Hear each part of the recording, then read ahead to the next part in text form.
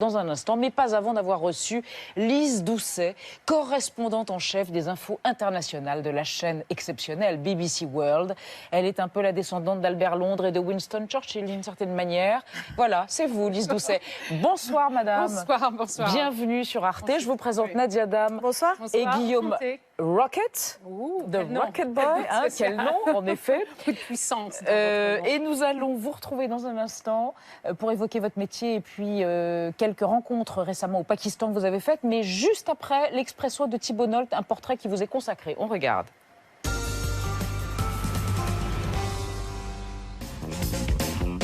Alors que la France s'embourbe dans la théorie du genre, la journaliste star de la BBC, Lise Doucet, est un plaidoyer vivant pour l'égalité sexo-professionnelle.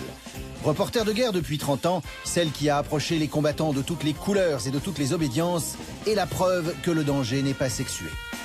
Avec sa gouaille et son micro, elle a couvert l'Afghanistan époque soviétique, Jérusalem époque accord d'Oslo, le Maghreb époque printemps arabe ou tout récemment la Syrie époque infernale. Sa dernière exclue est l'interview du jeune fils de feu Benazir Bhutto, 2 fois première ministre pakistanaise, qui à 25 ans rêve d'en découdre avec les talibans. Les scoops en stock de Madame Tintin ont été couverts de récompenses et la voilà grande patronne des informations internationales, radio et télé, dans ce monstre qu'est la BBC, pendant britannique de France Télévisions, France 24, Radio France, l'INA et TDF réunis, en plus gros, plus fort, plus beau, en un mot, le plus grand diffuseur mondial. La Canadienne qui vit à Londres et habite le monde entier est de passage à Paris pour présenter à ses confrères la nouvelle BBC World News qui devra raconter le monde à 239 millions de curieux chaque semaine sur tous les azimuts numériques. Et ça, comme on dit en anglais, c'est pas le théorie de la genre, c'est le théorie de la information. Lise Doucet. On dit Doucette ou Doucet? Je pense Doucet. Doucet, comme vous voulez. C'est plus mignon, Doucette. Vous êtes acadienne, hein, pas canadienne. Acadienne, assimilée, mais quand même, je suis de l'Est du Canada. Alors, d'une manière d'origine française, alors. Nous sommes tous français. Nous sommes tous un peu français. Oui. Vous êtes couverte de récompenses, vous avez même eu des Emmy Awards. Pourquoi, depuis 30 ans, être sur tous les terrains les plus chauds, les plus dangereux du globe? Pour l'adrénaline? Pour un supplément de... Non, je Pourquoi? n'ai pas choisi à cause de... Je s'intéresse beaucoup sur la culture politique, la culture religieuse. Et puis... Pour moi, le travail, ce n'est pas seulement le travail. Pour moi, d'abord, c'est un grand privilège et aussi une énorme responsabilité. Mais pour moi, c'est une façon de vivre. Parce que, pour la plupart du temps, je visite les pays où j'ai vécu, où j'ai un sens de leur culture, leur histoire, ce qui compte pour eux, les fait rire. Alors, je me sens à la maison. Quand je visite Islamabad ou Kaboul ou Jérusalem, j'ai beaucoup d'amis qui viennent de divers endroits. Et puis, alors, ce n'est pas que je visite seulement pour faire le travail. C'est une rencontre personnelle aussi. Mais le travail, il est dangereux de plus en plus. Oui. Nadia va revenir sur des reporters français qui ont été enlevés. Oh, oui. Vous étiez très amie avec une femme d'exception, Mary Colvin, qui a été tuée à Homs en 2012, qui avait déjà perdu un œil quelques années auparavant. Il est dangereux, le travail. Comment conjurez-vous ce danger grandissant dans les pays si peu démocratiques dans lesquels vous allez? Il faut être prudent. Ouais. Il faut être au courant de tous les risques pour les hommes et pour les femmes. Mais Il y en a plus pour les femmes? Non, je ne pense pas. Je n'ai pas une vue basée sur le sexe de journaliste. Il y a des risques pour les hommes et pour les femmes aussi. Ouais. Et les risques multipliés à ce moment, y compris la menace d'enlèvement. Et oui, bien sûr, les femmes doivent se soucier sur la possibilité d'un viol. Mais l'abus sexuel, ça peut arriver pour les hommes et pour les femmes. La possibilité du viol, Et ça s'est passé... Ouais. Oui. La possibilité du viol, ça avait touché une journaliste française en Égypte, Place Tahrir, il y a 2-3 ans. Oui, notamment. oui. Vous n'avez jamais eu affaire à ce genre de... Non. Heureusement.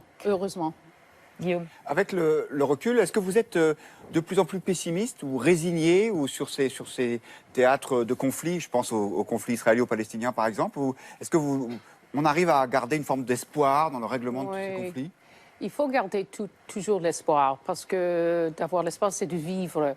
Et puis, d'une manière, on doit être réaliste.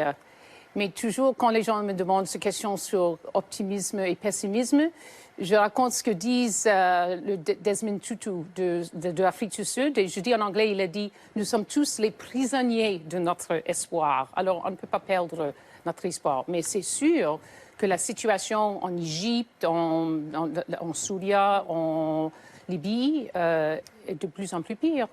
On a des craintes, mais maintenant on sait que ça prend du temps, un temps de longue durée de construire une démocratie.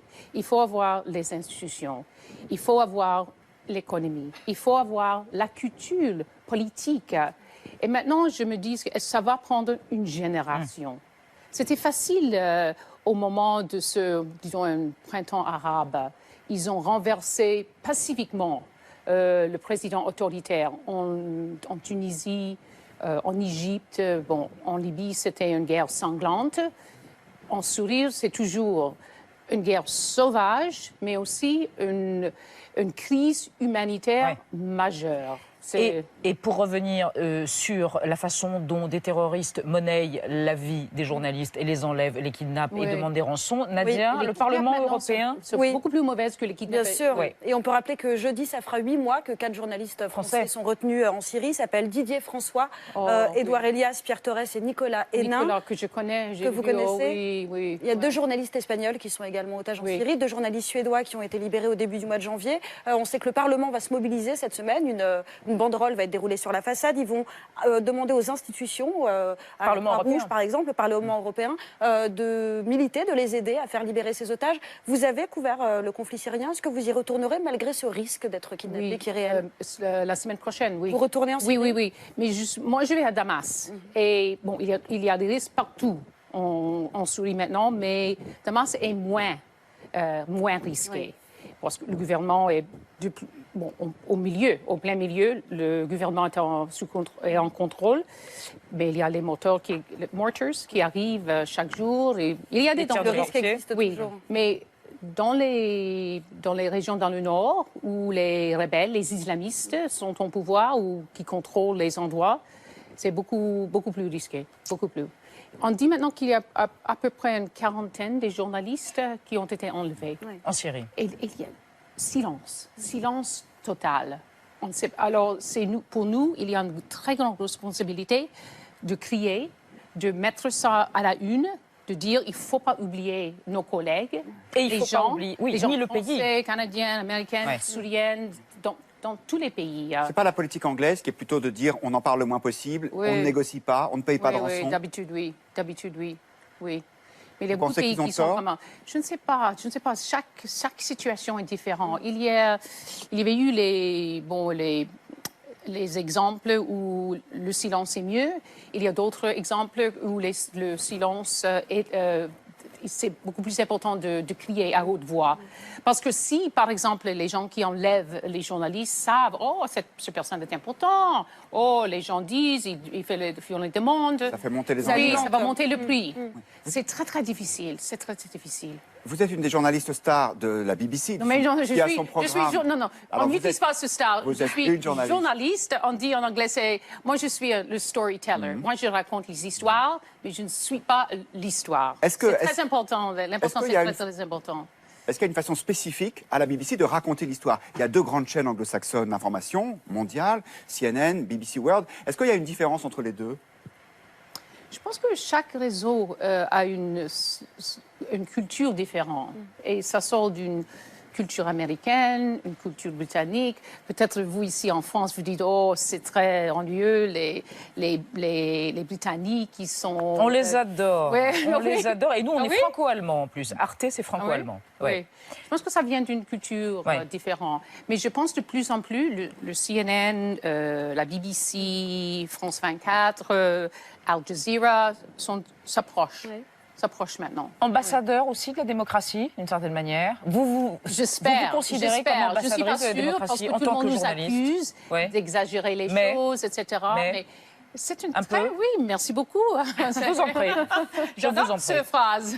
Magnifique. Merci Lise Oui, Doucet c'était d'être bien. venue de la BBC World jusque sur Beaucoup. 28 minutes sur Arte, bien